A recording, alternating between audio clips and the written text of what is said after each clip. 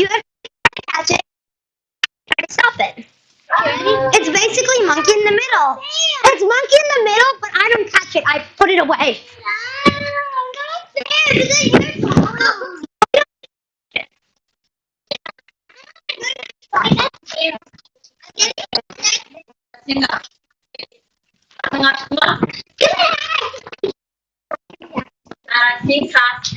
I have one. All you have to do is get it. Before I do. Sorry, I'm not gonna catch it. So bad. You lose a point. I did by accident. It's 1-1. Whoever gets the three first loses. Oh no, first to three loses? Yeah, first to three loses. Okay.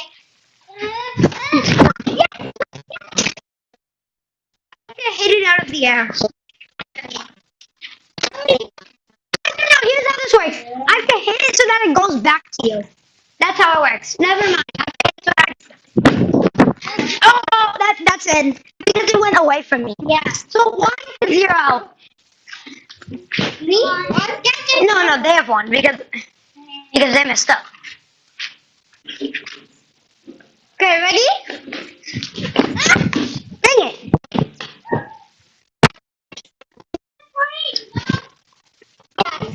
Oh, stop it! Throw it. Come on. As far as you can. Whoa, that's so good. No, that doesn't count. I didn't do it far enough. I did it really high.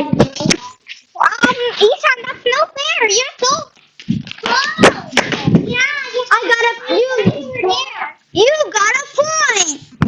Wait, our point's good? No, points are bad. Oh. 1 point. One, draw.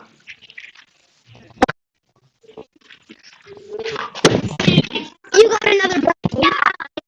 I'm gonna show off. Don't do like that.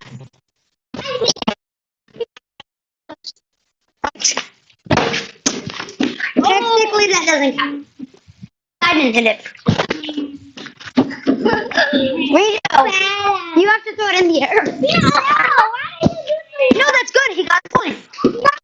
Two.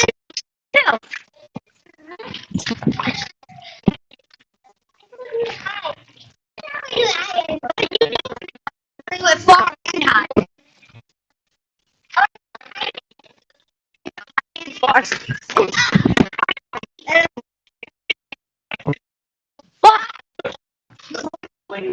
What?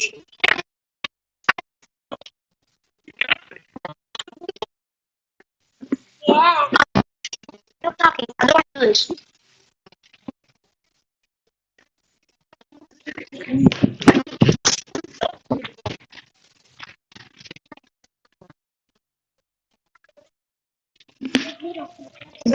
Oh, yeah, over there.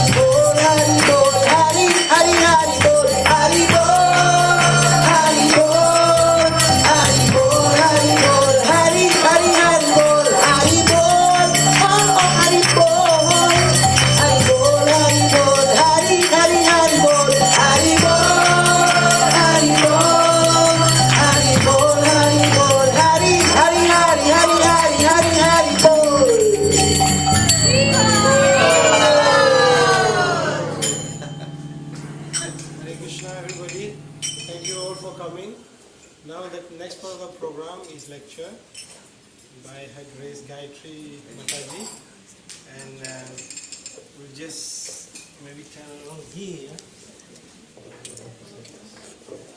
And then next part of the program will be Arti, and then the best part of the program. Cherry on the top. Yes. Give me trouble. I'm already out. Oh, okay. But thank you.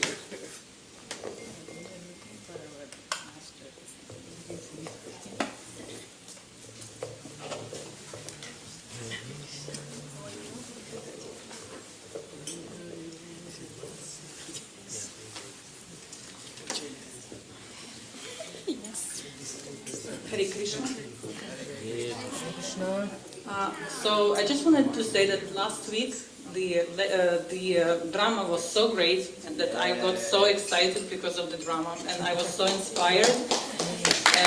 Yeah, you were so great in playing and so many talents you showed for, to glorify Krishna. That one person in the drama inspired me the most, which was Narada Muni. Oh, but he's not here. I'm texting him, he's watching YouTube live. Yeah, actually he's sick. He was sick. There's a few people that are sick or is sick right now. Just be careful, don't get sick, okay? Okay, he's excused, he's sick. So yeah, here is the topic which inspired me, and today I want to, you can speak about Narada Muni from different sides just because his character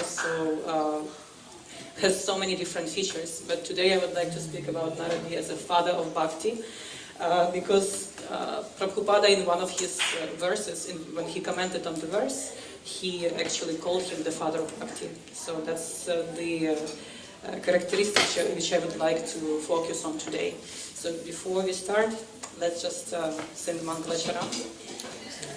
Om Adhyanatimira Niranjana Shalakaya Chakshur Militam Yena Tasmai Shri Gurave Namaha Shri Chaitanya Manobhishtam Savitam Yena Bhutale Swayam Rupa Kadamahyam Dadati Svapadantikam Vandeham Shri Guru Shri Yuta Padakamalam Shri Gurum Vaishnavascha Shri Rupam Sagrajatam Sahagana Lalita Shri Vishakam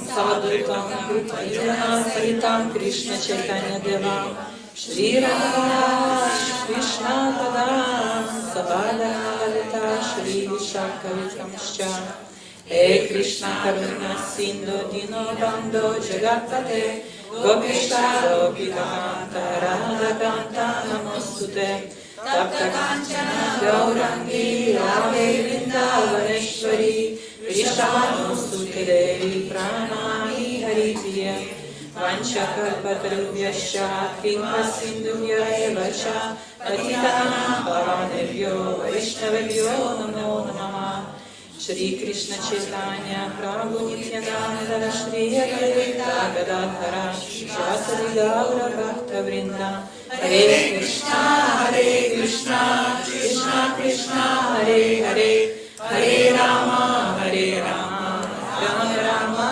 Hare Hare.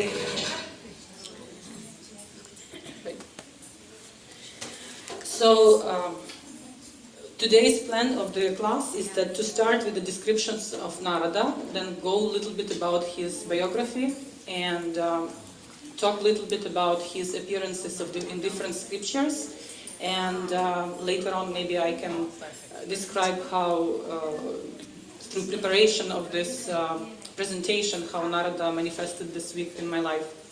So the first description which we find in some Puranas is Narada is called Kalaha Priya, which literally translates as the one who enjoys creating conflicts. However, this description recently has been very simplified in the movies, in a way that Narada quite often described, is described as someone who likes to spread rumors, or someone who just enjoys some drama. This description is so simplified that it becomes a little bit erroneous. So through this lecture, I would like to explain this feature a little bit more. He actually, we need to understand what is his purpose behind creating or aggravating or accelerating different conflicts. Narada Muni, he is the person who actually causes glorification of different manifestations of Lord Vishnu more, and he actually creates these conflicts so that to glorify the Lord's devotees more or to glorify the Lord more. And whenever in the universe some dramatic events appear, he actually comes there and he makes it more dramatic so that we see the features of the Lord even more. The next quality basically his name. His name can be semantically explained in different various ways. However, one of the semantic meanings of his name is Narada. Nara is the reference to Lord Krishna, and Da, the one who can give. So the one who can give Krishna to anyone is Narada. And next name is Manasaputra. Manasaputra is refers that Narada was born from the mind of Lord Brahma. Basically, there were many personalities who were born from the mind of Lord Brahma. And Lord Brahma, when he created Narada, he was in a very transcendental mood. There were other personalities who were created when when Brahma was under the influence of Raja Guna, Tamaguna, or Sattva Guna, but when he was actually in the transcendental mood, the Narada was created. Then Trikalagya, this is the feature which describes that Narada can speak about past, present, and future. And we see that when Narada comes in different circumstances, he explains, for example, in the Lila with Vitrasura, and he explains the past life, that he was King Chitraketu, so he speaks about past. He often speaks about present. Also, he speaks about future. For example, in the 10th chapter, when he meets Lord Krishna, and when Krishna does not even didn't plan to go to Mathura, Narada kind of inspires him, and he predicts, he tells the future Leelas, how Krishna's future Leelas is going to be manifested, and in that way he speaks about past, present, and future. Also, one more description of Narada Muni is Jnana Vimukta Bhakti Parama.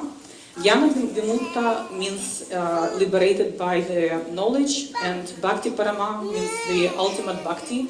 So he's the person, in a way he's an eternal associate of Lord Vishnu. He worships Narayana. However, with this worshipping Lord in Vaikuntha, he still understands Vraja Leelas. As a proof, we can mention in Gopala Champa, Srila Jiva Goswami, he gives the narration how Lord Krishna was consulting Narada on the very private matters. So which means that Narada understands both Vaikuntha Leelas and Vraja Leelas.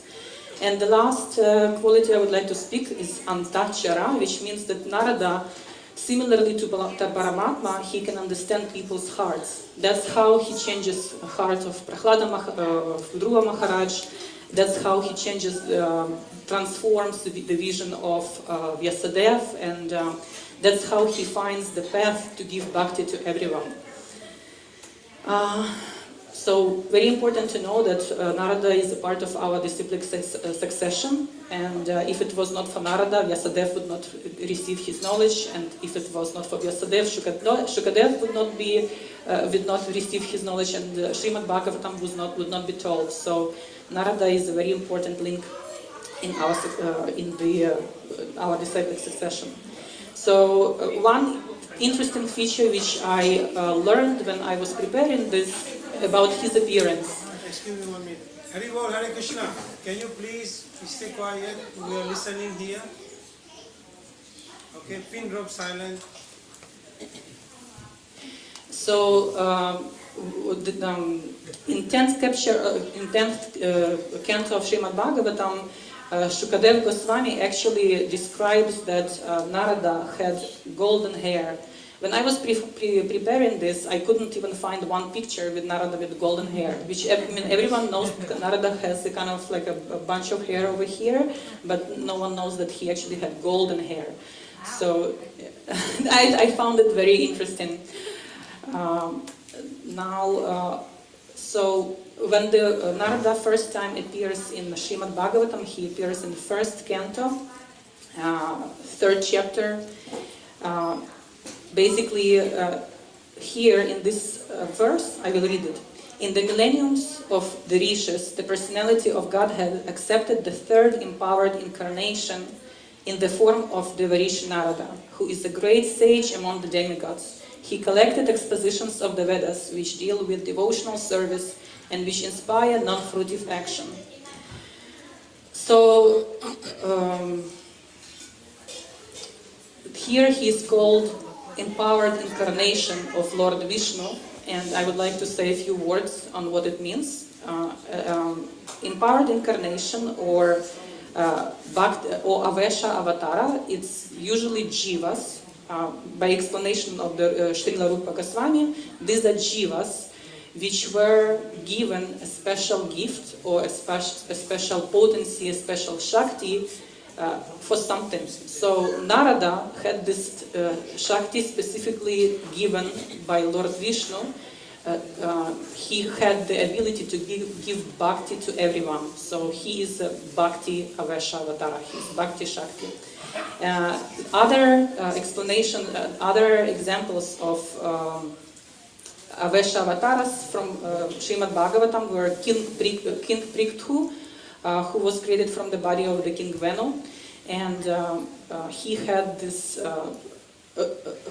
power of ruling people very wisely. So he was one of the Avesha Avataras, and also four Kumaras. So here also in this verse, it is said that Narada collected expositions of the Vedas, which deal with devotional service and which inspire non-fruitive activities. So I didn't know, but Narada Muni, he wrote Narada Bhakti Sutra, and he also wrote Naradiya Dharma Shastra, or also it is called Narada Smriti. So he actually left written works behind him. And also Narada Pancharatra is also very famous, was written by Narada Muni. So I would like to go over a few previous verses which were described in Srimad Bhagavatam. In Puranas there are more verses which describe how Narada was born previously in previous kalpas, but we will only focus on what is written in Srimad Bhagavatam. So the first time in another Mahakalpa, he existed as Gandharva Upabarhana. He was very handsome. He always wore these garlands around his neck and sandalwood. So he attracted a lot of women, and he also speaks about himself that his mind was full of lust and he focused on the very wrong things. So one time he was invited to a festival where the names of the Lord were supposed to be chanted. However, when he came there, he was surrounded by women, focused on the wrong things, and he, instead of glorifying the Supreme Personality, he started glorifying just demigods and prajapatis who gathered there. So by this he angered the organizers of this festival, and they immediately cursed him because he committed a great offense. They cursed him immediately to become Shudra in the next life, and that's why how we go to the next life. He was born as a very unattractive, because it was also a curse, to become devoid of beauty. So he was born as a son of a maidservant. He grew up in a very not full family. He didn't have father. His mother was the only person who cared for him. Grew up without father, was unattractive. However, luckily, by no means of his own, he didn't do anything special. It just happened that a few brahmanas who were followers of the philosophy of Vedanta, they stayed next to his house for 2 seasons, and he had the opportunity to serve them. He served them very nicely, and only once he took prasadam from them, remnants of their food, and by this his whole existence was purified. They also instructed him how to live, and they left. After some time, his mom was bitten by a snake. So it's very interesting that he took this event as the mercy of the Lord, and went on to travel. And he traveled, started to meditate on the Lord Paramatma in his heart. And he really wanted to see, he was inspired by those sages so much that he really wanted to see Lord Paramatma.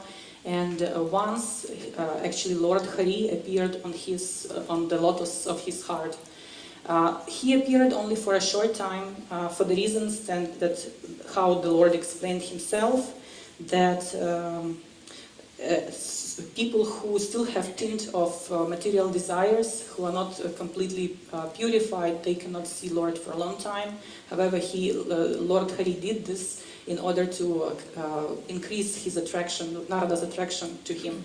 So Narada was very thankful, and after this encounter, his life was totally transformed and changed. He stopped being envious, and he traveled glorifying the Lord.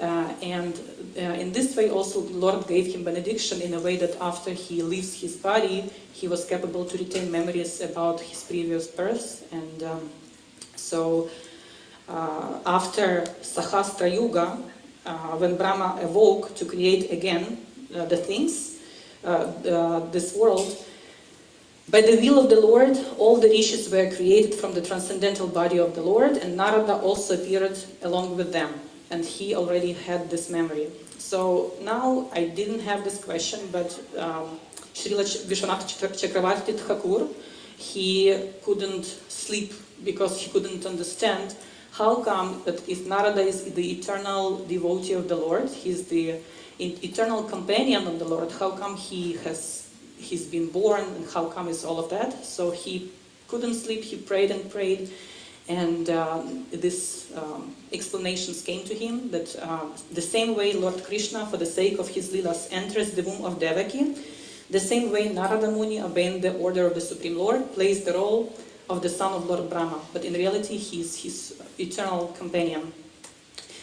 To me it is still a mystery. I do not completely understand this, but I think it's good to bring this to your attention, since it was very important to our Acharya.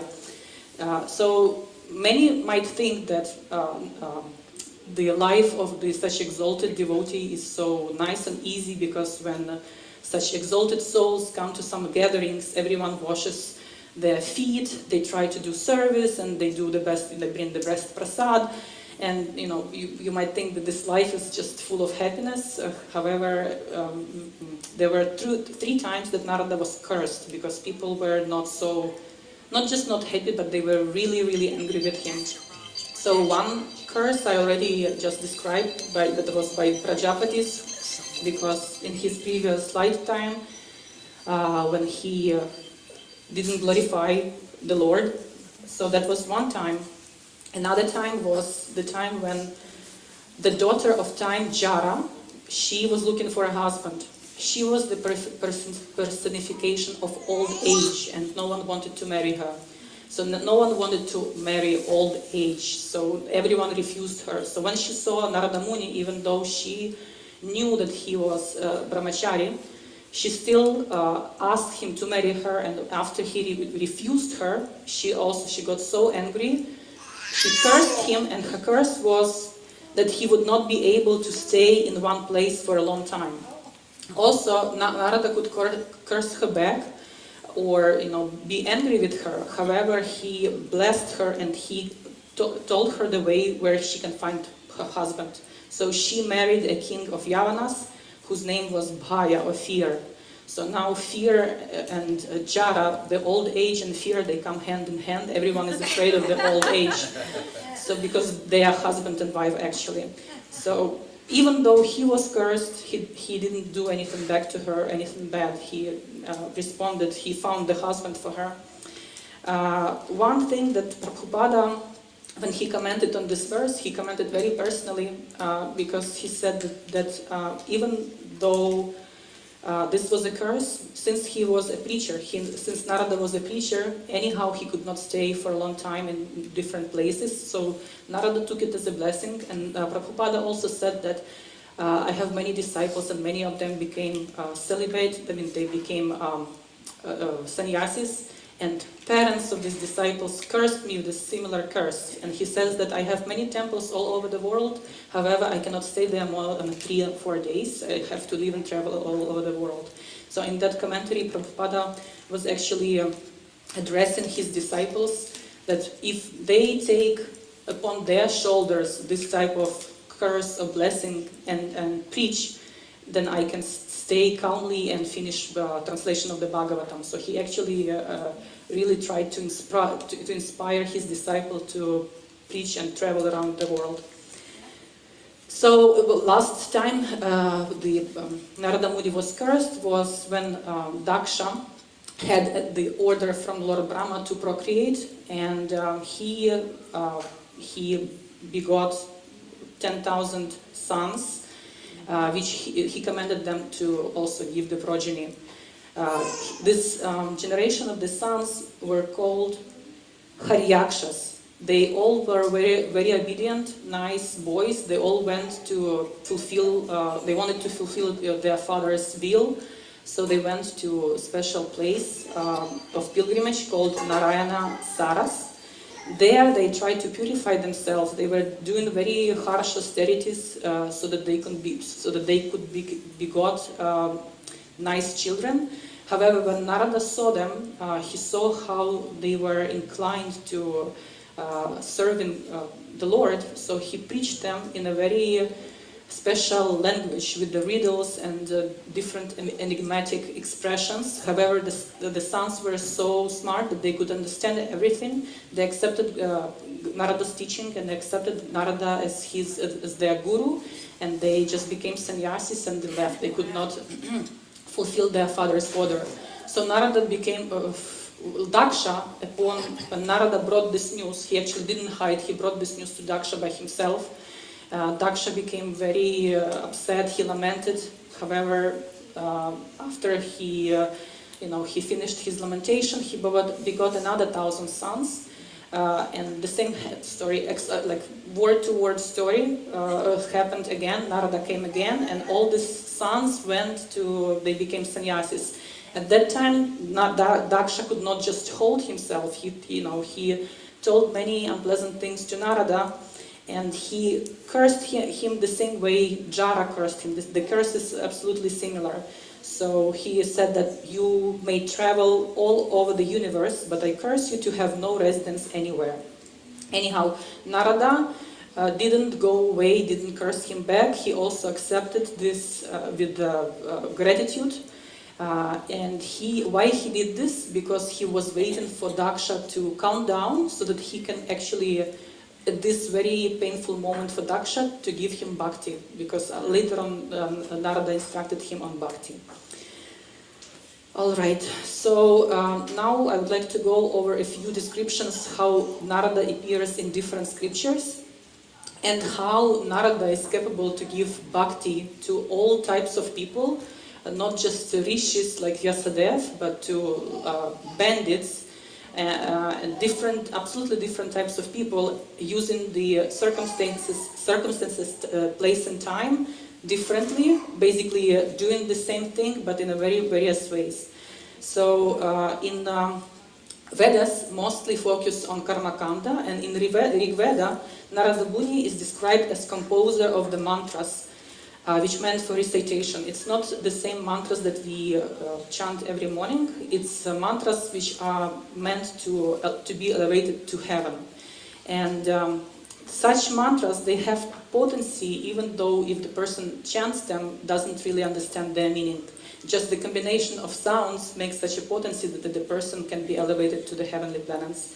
And to understand which sound vibrations give divine potency and to combine them together to create mantra requires a very special skill, special potency. So Narada is the one who has that potency. He can combine syllables into mantra and make sure that this is a divine vibration of the sounds. So Upanishads are another sets of books. They focus on metaphysics, and then the Upanishads cater to intellectuals or jnanis. Upanishads, they are also spoken in a very paradox kind of language, which is full of paradox. Like Lord is described like he's far and he's here, he's inside and he's outside. So I just am going to use the expression which I heard from Chaitanya Charaman's lecture. He said that Narada is presented in Upanishads as intellectual superstar who perplexes others with his intellectual gymnastics. So Narada can do, he can get an approach to anyone. You want karma kantra? Okay, here I'm going to give you the mantra. Still your consciousness is going to be elevated. For the Gyanis who think, okay, karma is nonsense, they just want some intricacies with, to think about Lord in a complicated way with the riddles. Here you go. Narada is the star, superstar over there. He can give bhakti to anyone. So in Ramayana, basically, he is the main inspirer of Narayana, because when he met Valmiki Muni, who wrote down the Ramayana, Valmiki at that time, he was a bandit, right? He was one of the worst of men, and he even tried to rob Narada. However, since Narada sees the requirement of the heart, he was able to transform Valmiki's heart. And at that time, he was so unpurified that he could not even chant the Lord of Rama. So since the main principle of Narada is one way or another is to make his disciple fix the mind on Lord Vishnu, he told him, okay, now you can repeat the word Mara, Mara, Mara, and he was able to actually say Rama by saying Mara. And he was able to give Lord Rama to him. In the similar way, Srila Prabhupada, when he was preaching to his first disciples in New York, who were also not so pure, to make them more interested in the Lord, he compared Vaikuntha, he said it's like an ocean of LSD. So everyone, someone was doing their things. However, when they heard ocean of LSD, immediately their attention was very, very strong, to whatever what Prabhupada was saying. So someone can say it's an aparadha. Someone can say Narada did aparadha by telling, okay, chant Mara. However, the essence of preaching is to, one way or another, is to give bhakti to anyone. So Narada present in Ramayana on 3 levels. Basically, he on the first level is that he inspires Valmiki to write down the Ramayana. On the other level, he's present as just a character over there, and also he tells stories. And the third level that he's there in the stories. So one of the stories that Narada told in Ramayana was after everything already happened and Lord Rama was in his palace. Narada visited the palace and he told this story that one time he was chanting the name of Ramayana, of Lord Narayana, and he met Ravana. Ravana, he hated this sound of this chanting, so he warned them, but Narada couldn't stop. So he started to shoot the arrows into Narada. However, since Narada had the eternal body, all these arrows just went into his body and went inside, didn't do anything. So in that way, Ravana got interested. He was thinking, okay, maybe I can also get such a power. So he came to Narada, started to wash his feet, started to be very respectful, and says, okay, maybe you teach me how to be like this. And he says, very simple, just chant the name of Narayana. And Ravana said, no way, I cannot do this. However, in that way, Narada, he found path to befriend Ravana, and in that way he also directed Ravana. At that time, Ravana was really trying to impress everyone, to show his prowess, and he was creating havoc in the entire universe. So Narada, he tried to redirect his this terrorizing people into some more stronger personality. So he said, okay, why, these people, these human beings, they're like mosquitoes. Why are you wasting your great strength on them? Just go and attack Yamaraj. If everyone sees that you can, you will overpower the Yamaraj, everyone will be even more in awe because of you.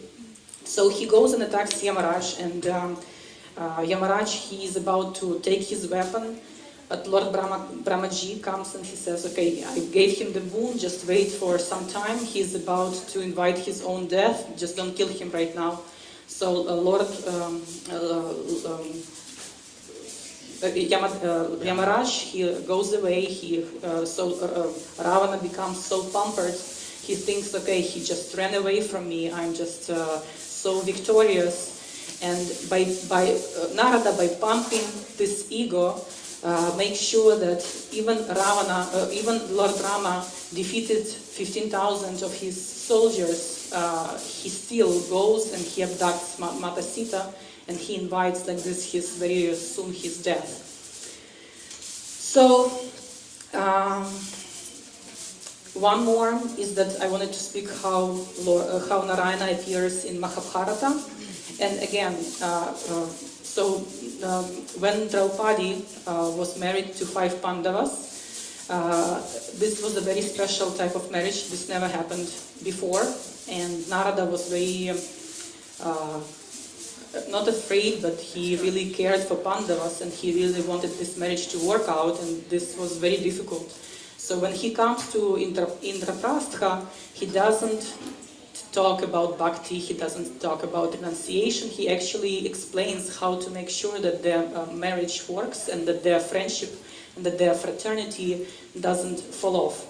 So he tells them a story about 2 asuras, Sunda and Upasunda. They were brothers, they obtained the boon from Lord Brahma that they will not be killed by anyone else except for each other. So Lord Brahma said, okay, no one else will be able to kill you, only you will be able to kill each other. However, they were brothers and the best of friends, so they really they terrorized the universe, and they created the havoc. And Lord Brahmaji, he saw what happened, and he created Apsara. So when she walked, they both, each of them decided to have her as their wife, as his wife. So they started to fight and killed each other. So by this story, Narada Muni also gave bhakti to Pandavas, and he was explaining how important is marriage in the process of bhakti. So he gives bhakti to different people by different means, but it is still bhakti. Okay, also, I don't know, do we have a little bit of time? So, last thing which I wanted to mention is that how Narada appears in all 12 chapters, all 12 cantos of Srimad Bhagavatam.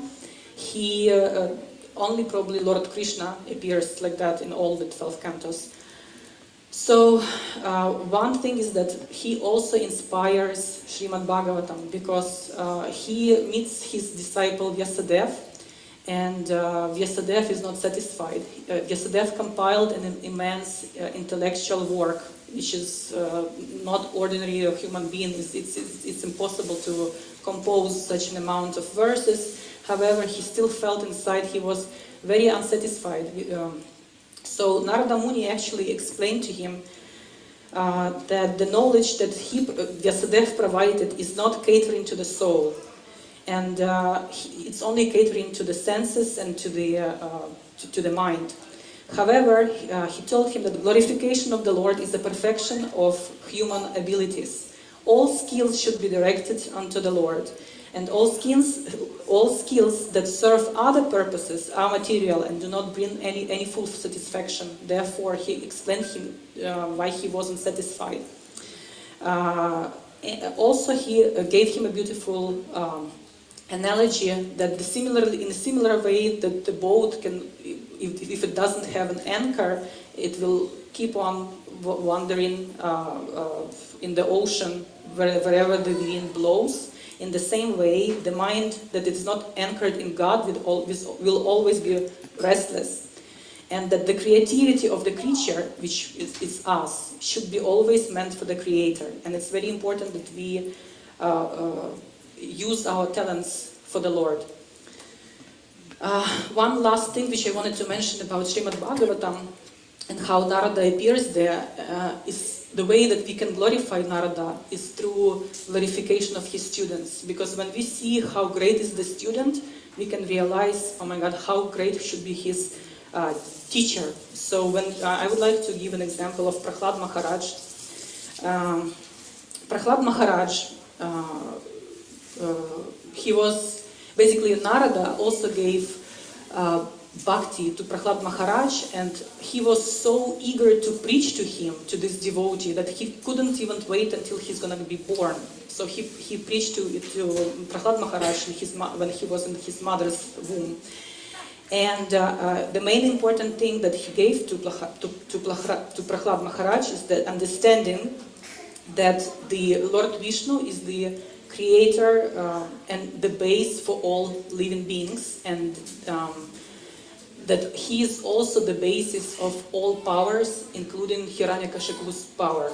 So when Hiranyakashipu was at the peak of his rage, he was asking his son, his son was 5 or 6 years old, and he says, even when I lift my brow, all the demigods in the universe, they all tremble. Like he had all this grahas, so what do they call, the planets. The planets, they were in his kitchen, I don't know, peeling potatoes. So they all were under his control. So he was saying, how come you're a small boy? I'm like waging my rage at you. How come you are not afraid? And this was the understanding that Narada Muni gave him, that all the power that my father has was given to him by Lord Vishnu. So this type of bhakti was the one that was given to him by Narada Muni. And in this way, even Prahlad Maharaj at some point was more glorious than Narada Muni, because at one point Narada says that he glorifies Prahlad Maharaj. Everyone bowed down to Hiranyakashipu, everyone in the universe, all the demigods, even Narada says, even I myself bowed down, but the Prahlada was the only person who didn't. And in this way, Narada glorifies his student. And all of this, his student is great, and now we can understand how Narada Muni is great because of that. Because success of Prahlad Maharaj is actually success of Narada Muni.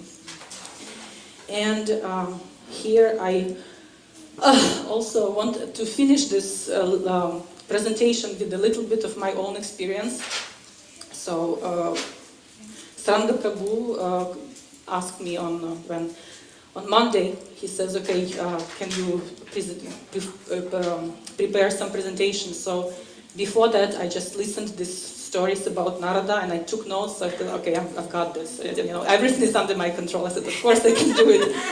And on Monday I thought, okay, I've got it. And on Tuesday I thought, oh, definitely I've got it. And then on Wednesday I was thinking, okay, maybe I can give it a little bit more time, a little bit more, I need to work more on it, on this presentation.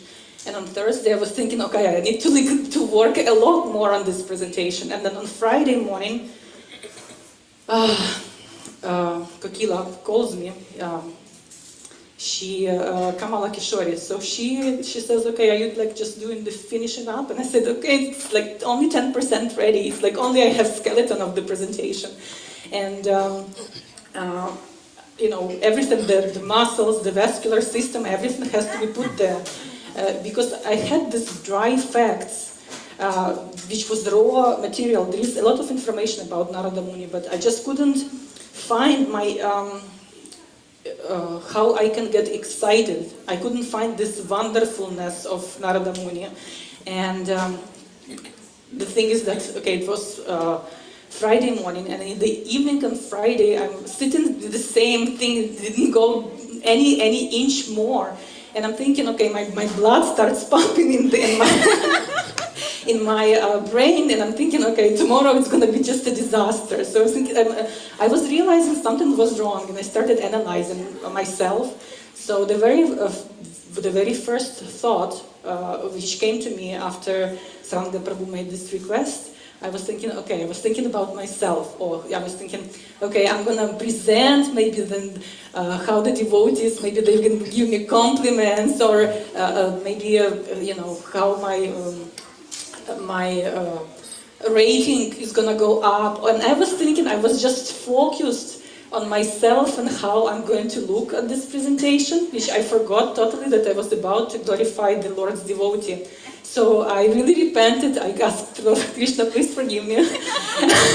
Because I had no chance. It was almost like 12 in the afternoon, 12 in the evening yesterday, and it was like nothing. And then I was thinking, okay, the lecturer who I was listening to, he said, okay, Narada Muni, he can penetrate in everyone's heart, and you can talk to him. He will hear you from the heart. So I said, Narada Muni, you cannot just let this happen. Just help me tomorrow glorify, Lord Krishna and Bhakti, and you to get together with this. So I don't know, miraculously after that I found the lecturer of Chaitanya Charan, and he spoke about Narada Muni with such a wonder, and he showed me how wonderful personality he is. And this was just like a small little lila that Narada Muni manifested in my life. So I just wanted to share this with you.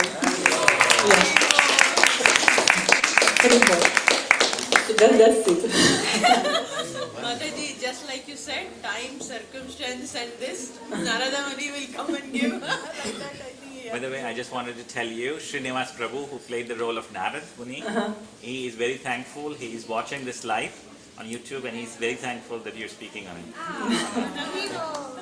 So I really hope that I a little bit was able to show Narada from a different perspective than what is shown from the movies. And when you read just Srimad Bhagavatam, you think, okay, Narada, it's like what it's supposed to be. But I really, when I prepared, I saw him as a wonderful, wonderful person and someone who serves Lord selflessly. I just want to add something to what you said. I think I spoke about it before, and about the origin of ISKCON. Okay, why ISKCON started. I spoke, I think, maybe 2 years ago, something like that. If you still remember. No, I don't think you remember. Yeah, just to add on what Narad Muni is for us, devotee of ISKCON. Because it was because of him that a promise was made that Krishna will appear in Kali Yuga, because it was Bhakti Devi has two sons, Jnana and Vairagya, and when Kali Yuga is starting, there will be no Vairagya, there will be no Jnana. Okay, that means these two sons was like almost dying, and then what happened is she was crying, and then Narad Muni was flying around and hear the cry of a lady, and then she approached her and asked, "Oh lady, who are you?" Because she was already she was young but in a sad mood, but the two sons was already very old, on the verge of dying. And then she said, my son, my son, like when your kids pass before you, okay, Bhakti Devi will never pass, but this is a Leela. And then, just to make it quick, okay, Narad Muni said that, don't worry, even though Jnana and Vairagya, which is the basis of Bhakti, you have to have this in Satyuga and other yuga, but in Kali Yuga you don't need Jnana and Vairagya. That means Jnana is knowledge and renunciation to be able to grow Bhakti. Even you are deprived of Jnana, of knowledge, and Vairagya, renunciation, you can still grow in Bhakti. Because Narad Muni said, I take a vow that in Kali Yuga I will ensure that Bhakti manifests. And proof of the pudding, you say on the pudding, is when Srila Prabhupada came. Okay, I'm coming now from when Kali Yuga started to now, 50 years ago when Prabhupada was here, a bit more. When Prabhupada was here, when he started his movement, at every stage of Srila Prabhupada's life, at every stage of Srila Prabhupada, especially in the West, Narad Muni was with him. He was saying that, did you see? Because there was many program that was being done and nobody was there. And then devotee was complaining, we organize all that, but nobody's here. Prabhupada said, you don't see, Narad Muni is here. Don't worry about anybody. Then in other instances also, Prabhupada said, bring a chair. And then they were saying, a chair for whom? For who? I know there's nobody. Prabhupada said, just bring the chair for Narad Muni. That's how Narad Muni has been accompanying Srila Prabhupada to give us this Krishna conscious movement. I just wanted to add this. Thank you so much. Even in Leelamrit it is written about this one.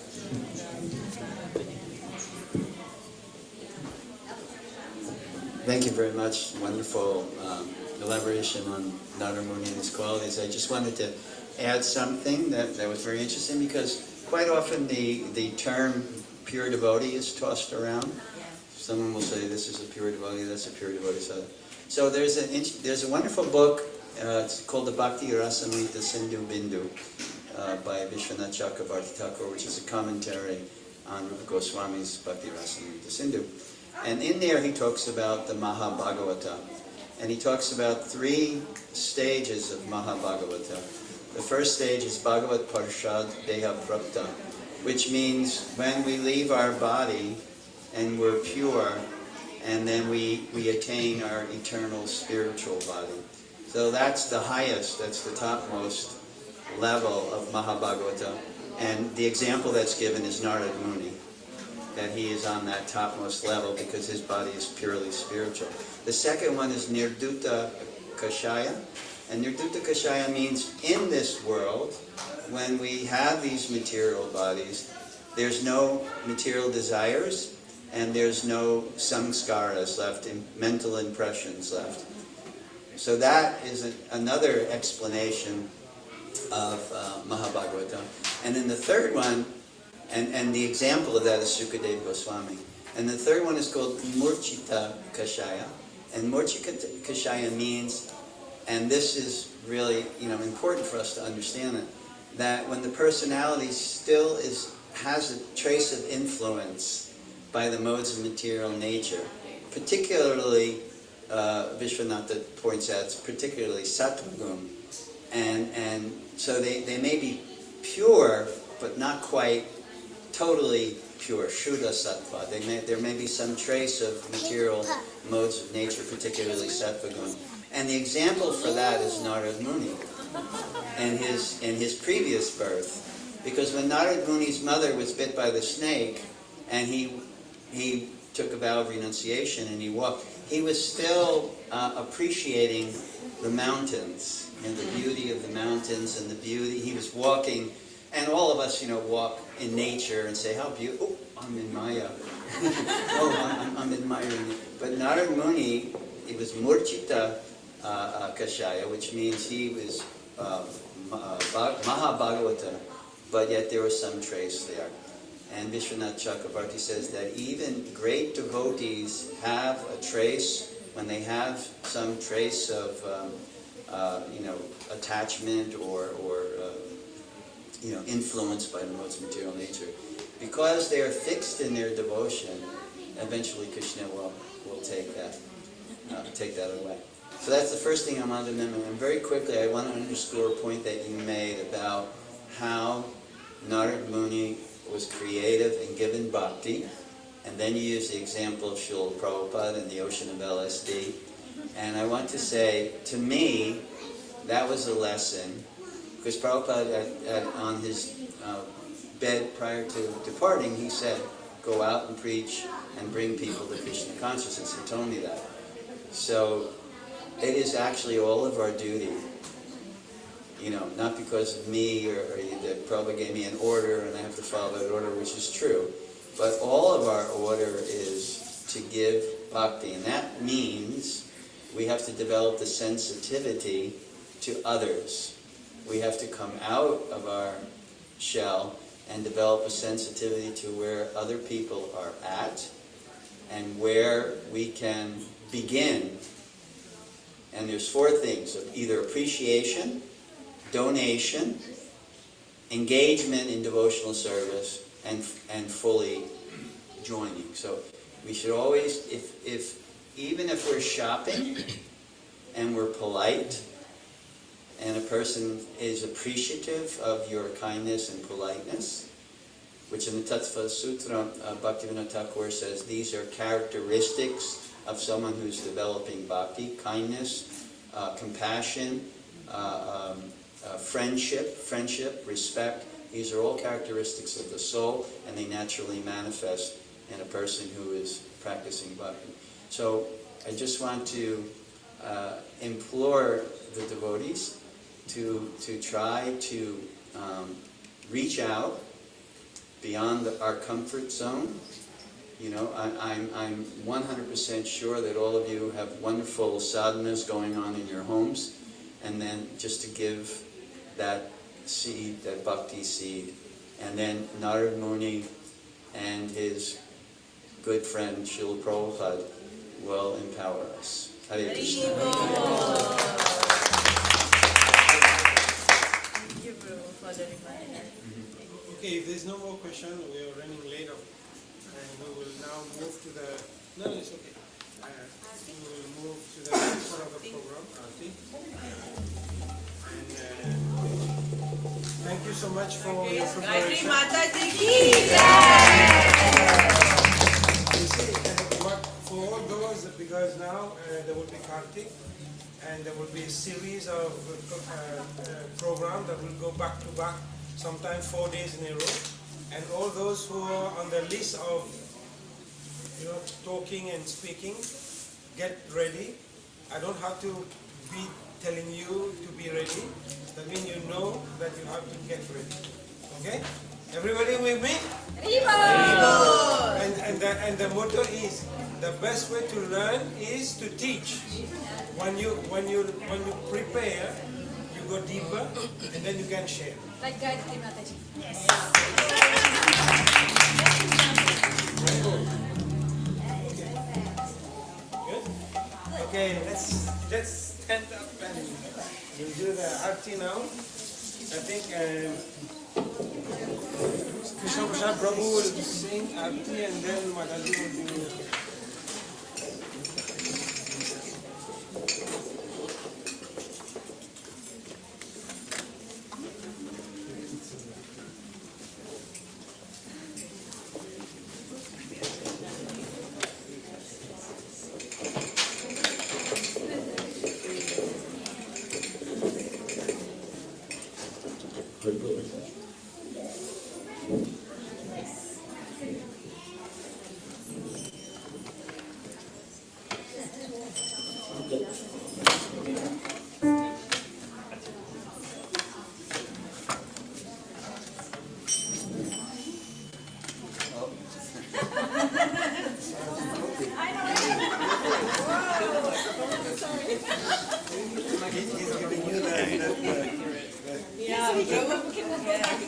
I didn't wear my sari.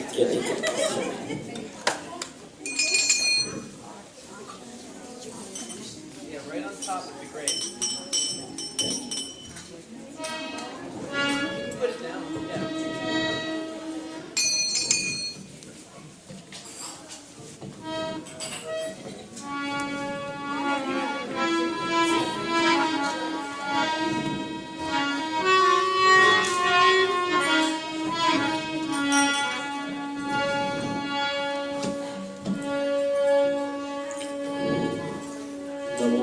विष्णुपादाय कृष्णपृष्ठाय भूतले श्रीमते भक्तिवेदान्त स्वामी नमस्ते सरस्वती देवी गौरवाणी प्रचारिणे निर्विशेष शून्यवादे जय श्री कृष्ण चैतन्य प्रभु नित्यानंद श्री अद्वैत गदाधर शिवासादि गौर भक्तवृंद।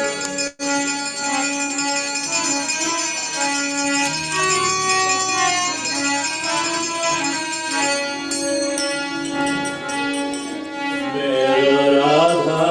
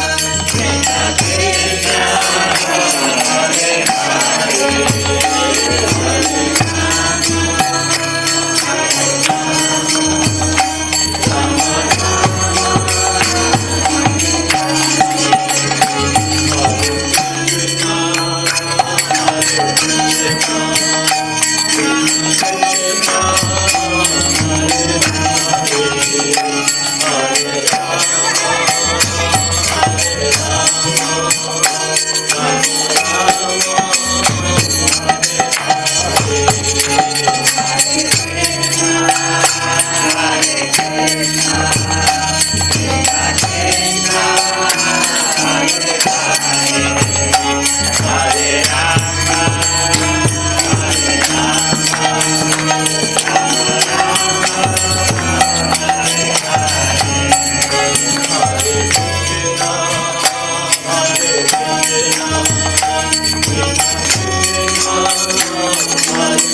Govinda.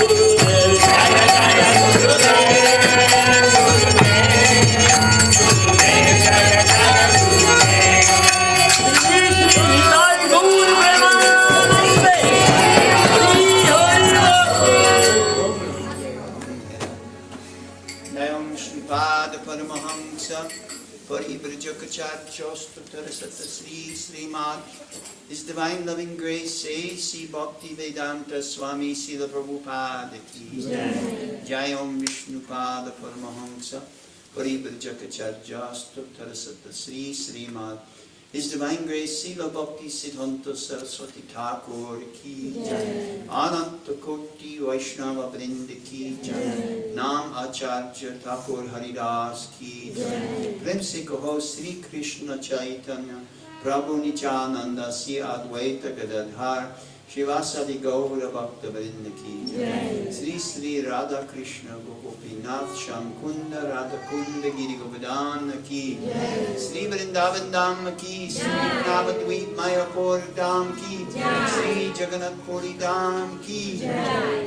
Sri Harinam Sankirtan ki Jai. Nitai Gaura Pramanandi. All glories to the assembled devotees. All glories to the assembled devotees. All glories to the assembled devotees. Jai Sri Guru Sri Gauranga Hari Hari Bol.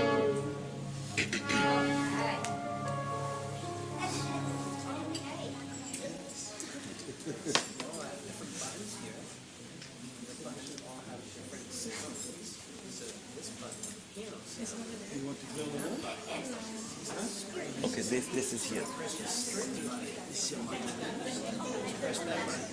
You want the mic or this? It's up to